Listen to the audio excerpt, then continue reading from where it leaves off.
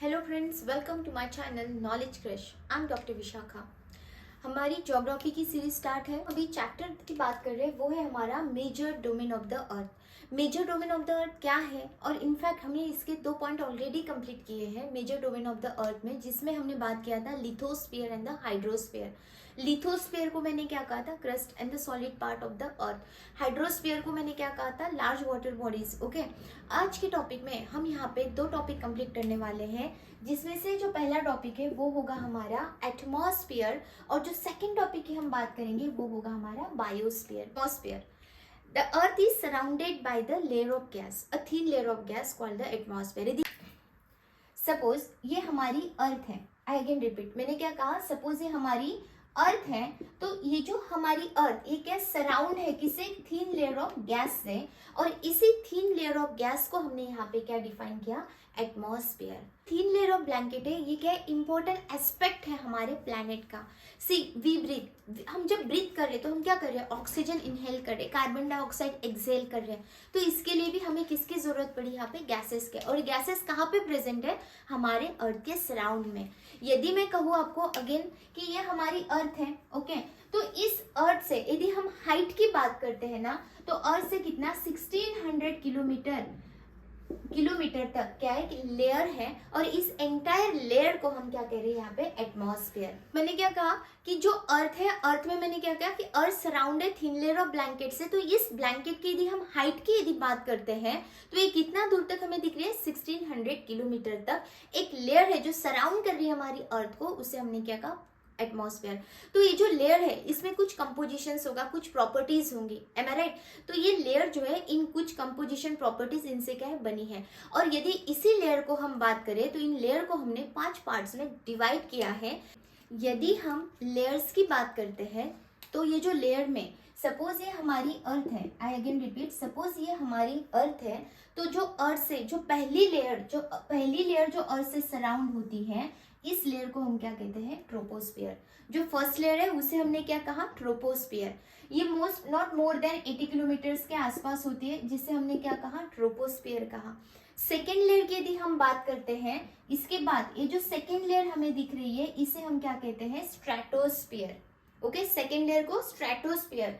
यदि third layer की मैं यहाँ पे बात करूं तो ये होगा हमारा मेसोस्फियर। देन यदि फोर्थ लेयर की मैं बात करूंगी तो वो होगा हमारा थर्मोस्फियर। और जो लास्ट में जिसे हम स्पेस कहते हैं, वो हमारी जो लास्ट लेयर है हमारे एटमॉस्फेयर की, उस लेयर को हमने यहाँ पे क्या कहा, that is the exosphere. So once यदि मैं रिपीट करने की बात करूँ तो क्या कह रही हूँ मैं, एटमॉस्फेयर को हमने 5 लेयर्स में क्या किया है, डिवाइड किया है। यदि हम अर्थ से कंटिन्यूटी में लेयर्स की बात करें तो पहली जो लेयर आ रही है वो क्या, हमारी ट्रोपोस्फियर, देन आएगी हमारी स्ट्रेटोस्फियर, थर्ड की यदि बात करो तो होगा मेसोस्फियर, फोर्थ होगी हमारी थर्मोस्फियर, और जो लास्ट लेयर होगी ना उस लेयर को हमने क्या कहा, एक्सोस्फियर। सी ये जो एक्सोस्फियर लेयर है, इसी लेयर को हम आयोनोस्फियर भी कहते हैं। ओके, इसी लेयर को हम क्या कहते हैं, आयोनोस्फियर भी कहते हैं। कंपोजिशन ऑफ द एटमॉस्फेयर की यदि हम बात कर रहे हैं, या इसमें यदि हम गैसेस स्ट्रक्चर की बात करें, तो जो 99%, आई अगेन रिपीट, क्या कह रही हूँ मैं यहाँ पे कि जो 99% of the volume of the dry clean air, ये जो कवर्ड करता है ना, ये सिर्फ 2 कंपोनेंट करते हैं, एक तो आपका नाइट्रोजन और दूसरा ऑक्सीजन। सी नाइट्रोजन का कितना परसेंट है यहाँ पे, 78%। यदि हम ऑक्सीजन की बात करें तो वो 21% है। इन दोनों को यदि हम ऐड करेंगे तो ये कितना हो रहा है आपका, 99%। Composition of the atmosphere compose mainly of the 2 gases which is the nitrogen and oxygen. इनका टोटल वॉल्यूम कितना कंस्टिट्यूट हो रहा है, 99% हो रहा है। तो अभी जो मैंने यहाँ पे लिखा है अदर गैसेस कितना आ रहा है आपका, 1%। तो इन 1% में अभी जो अदर गैसेस में हम बात करेंगे उसमें हम कार्बन डाइऑक्साइड, इस अदर गैसेस में हम किसकी बात करेंगे, कार्बन डाइऑक्साइड या एरेगॉन का। ओके, सी यदि हम नाइट्रोजन की बात करें तो ये कितना कंस्टिट्यूट कर रहा है हमारा, 78% कर रहा है।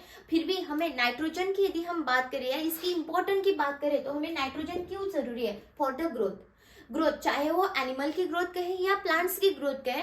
पर यदि हम बात करते हैं किसकी, ग्रोथ की, ओके, यदि हम बात करते हैं ग्रोथ की तो हमें कौन सा गैस की जरूरत होगी, नाइट्रोजन की। यदि हम बात करें ऑक्सीजन की तो ऑफकोर्स हम सबको पता है कि जो भी लिविंग है जो भी मैमल्स है, जो भी लिविंग बीइंग है, वो क्या कर रहे हैं, ब्रीथ कर रहे हैं। ब्रीथ मीन्स उनको कौन सा ऑक्सीजन, मीन्स उनको कौन सा गैस की जरूरत है, ऑक्सीजन की। सो फॉर द ब्रीथ हम जो सेकेंड गैस का यूज करते हैं वो है हमारा ऑक्सीजन। यदि हम यहाँ पे बात कर रहे हैं किसकी, कार्बन डाइऑक्साइड की, तो कार्बन डाइऑक्साइड बहुत माइन्यूट परसेंट में प्रेजेंट होता है, पर स्टिल हमें कार्बन डाइऑक्साइड का क्या है, इंपॉर्टेंस है। जो हार्मफुल रेडिएशंस आ रहे या जो रेज आ रहे, कहाँ से, सन से डायरेक्ट जो रेज आ रहे, इनको क्या कर रहा है, ये एब्जॉर्ब कर रहा है। Apart from that carbon dioxide again हमें किसमें, ग्रोथ में भी क्या करता है, हेल्प करता है। यदि हम बात करते हैं डेंसिटी ऑफ द एटमॉस्फेयर, तो डेंसिटी ऑफ द एटमॉस्फेयर क्या, हाइट के अकॉर्डिंग टू हाइट वैरी होती है। यदि हम सी लेवल की यदि बात करें तो डेंसिटी ऑफ एटमॉस्फेयर वहां पे क्या हमें अबंडेंस में मिलेगा, मीन्स वहां पे होगा। पर यदि हम किसी सर्टेन हाइट पे जाएंगे तो डेंसिटी ऑफ द एटमॉस्फेयर क्या होगा, स्टार्ट होगा, डिक्रीज होना स्टार्ट होगा। आप लोगों को पता होगा जब क्लाइंबर्स एवरेस्ट या किसी भी माउंटेन पे चढ़ते हैं, मीन्स हमारे जो प्लेन लेवल है यहाँ से जब ये अपवर्ड लेवल पे जाते हैं, ये क्लाइंबर्स जब ये अल्टीट्यूड पे जाते हैं तो उन्हें वहां पे क्या है, यदि वो सम सर्टेन हाइट पे जब जाते हैं तो उनको वहां पे डेंसिटी ऑफ द एटमॉस्फेयर क्या हुआ दिखता है, डिक्रीज। जो ऑक्सीजन की जो डेंसिटी है वो क्या है, अल्टीट्यूड के हिसाब से क्या होना स्टार्ट होती है, डिक्रीज होना स्टार्ट होती है। तो जो भी क्लाइंबर्स होते हैं, जो भी अल्टीट्यूड पे वॉक करते हुए जा रहे हैं, वो अपने साथ क्या लेते हैं, अलोंग विथ वो एक ऑक्सीजन सिलेंडर कैरी करते हैं। एल्टीट्यूड के अकॉर्डिंग उन्हें ऑक्सीजन की जो डेफिशिएंसी है वो मीन्स उनका जो कम हो रही है, उनका इम्पैक्ट ज्यादा ना फील हो। ठीक है, so again I repeat, density of the atmosphere क्या है, सी लेवल पे नॉर्मल होती है, पर वंस हम एल्टीट्यूड पे वॉक करना स्टार्ट करते हैं या चलना स्टार्ट करते हैं, डेंसिटी ऑफ द एटमॉस्फेयर क्या होता है, डिक्रीज होना स्टार्ट होता है। डेंसिटी के अलावा यदि हम बात करें किसकी, टेम्परेचर की, टेम्परेचर की भी यदि मैं बात करूँ ना, ये भी क्या होता है, मीन्स वैरी होता है। टेम्परेचर कैसे वैरी हो रहा है, प्लेन में क्या है कि एक सर्टेन अमाउंट ऑफ टेम्परेचर आता है, पर जब हम एक सर्टेन हाइट पे चढ़ते हैं, अगेन अल्टीट्यूड पे जाते हैं, तो टेम्परेचर क्या होना स्टार्ट होता है, डिक्रीज होता है। पर ये भी चीजें क्या है, वैरी होती है प्लेस टू प्लेस। जब टेम्परेचर हम अल्टीट्यूड पे जा रहे हैं तो क्या हो रहा है, वो डिक्रीज हो रहा है। तो एट द सेम टाइम क्या है, एटमॉस्फेयर अपना जो प्रेशर है वो कहाँ पे एक्सर्ट करता है, अर्थ की तरफ करता है। तो इस वजह से जो प्लेसेस है ना वो भी क्या होते हैं, वैरी हो जाते हैं। मीन्स कुछ प्लेसेस पे हम क्या देखेंगे, हाई प्रेशर एरिया देखेंगे, तो कुछ पे क्या देखेंगे, हम लो प्रेशर एरिया देखेंगे। और ये हाई प्रेशर या लो प्रेशर ये क्यों हो रहा है, क्योंकि जो एटमॉस्फेयर है वो अपनी क्या है, एनर्जी क्या कर रहा है, एक्सर्ट करता है अर्थ की तरफ। तो जब यहाँ पे मूवमेंट होता है, सपोज मैं किसकी बात कर रही हूँ, एयर के मूवमेंट की बात करूं, तो एयर ऑलवेज कहाँ पे मूव होती है, from the high pressure area zone से किसकी तरफ मूव होती है, लो प्रेशर एरिया जोन की तरफ। ओके, एयर मूव होती है कहाँ से, फ्रॉम हाई प्रेशर एरिया से लो प्रेशर एरिया की तरफ, तो इसे हम क्या कहते हैं, विंड कहते हैं। ठीक है, इसे क्या कहते हैं, विंड। तो यहाँ पे हमने हमारा तीसरा टॉपिक कंप्लीट किया है, जिससे हमने क्या कहा, एटमॉस्फेयर। अभी जो हमारा टॉपिक है वो क्या है, बायोस्फीयर। बायोस्फीयर क्या है, नैरो जोन।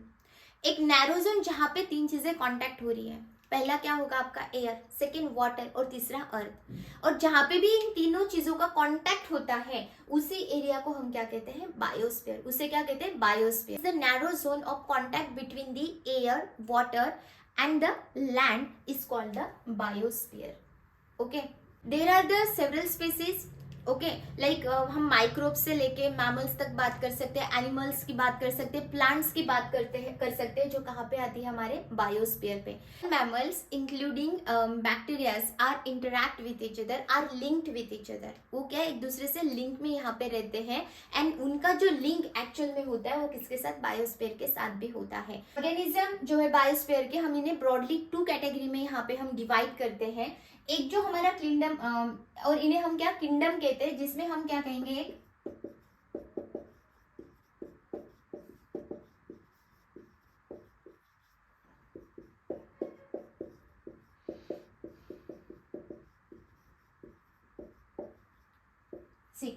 इस बायोस्फीयर को हमने टू ब्रॉडली किंगडम में डिवाइड किया है, जिसमें से हम जो पहला किंगडम की बात करें उसमें क्या होगा, हमारा एनिमल्स होंगे। मीन्स उसमें सब कुछ आएगा एनिमल का, चाहे वो इंसेक्ट रहे, बैक्टीरिया रहे, मैमल्स रहे। और सेकेंड जो हमने यहाँ पे डिवाइड किया उसे हमने क्या कहा है, प्लांट किंगडम। सी ये करने के पीछे रीजन क्या था, ताकि हम बायोस्फीयर या एनिमल और प्लांट इनका क्या एक्चुअल में स्टडी कर सके, इनमें इंडेंजर्ड क्या है, क्रिटिकली इंडेंजर्ड क्या है, इनका सर्वाइवल रेट कहाँ है, किस तरीके से एरिया में इनका सर्वाइवल है, कौन से ट्रॉपिक एवरग्रीन फॉरेस्ट में आता है, कौन से सवाना में है, कौन से डिजर्ट में है। तो इनका जो आइडिया लेने के लिए हमने क्या किया है, इनको डिवाइड किया है। बायोस्फीयर है इसको हमने ब्रॉडली 2 पार्ट में यहाँ पे डिवाइड किया है। तीनों चीजों की मैंने बात की, किसमें, जैसे मैंने बात की एयर, वाटर और लैंड की।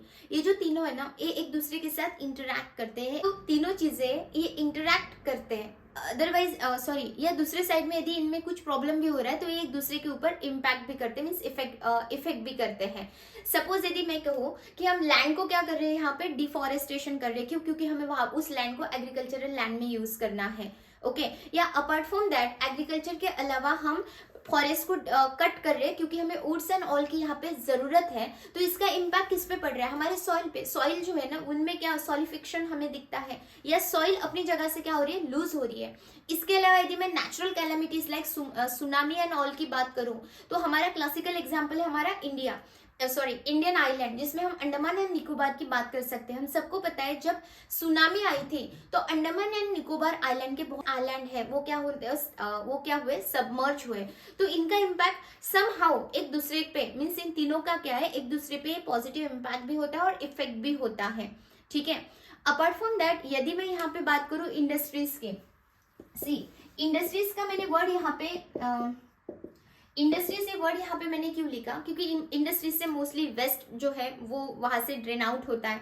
अपार्ट फ्रॉम दैट इंडस्ट्रीज की यदि हम बात करें तो मोस्टली जो इंडस्ट्रीज है ना वो कार्बन डाइऑक्साइड का इमिशन करती है। As we all know that कि कार्बन डाइऑक्साइड का जो नेचुरल परसेंटाइल है ना वो बहुत कम है, लाइक 0.04%, इतना ही हमारे एटमॉस्फेयर में कार्बन डाइऑक्साइड प्रेजेंट है।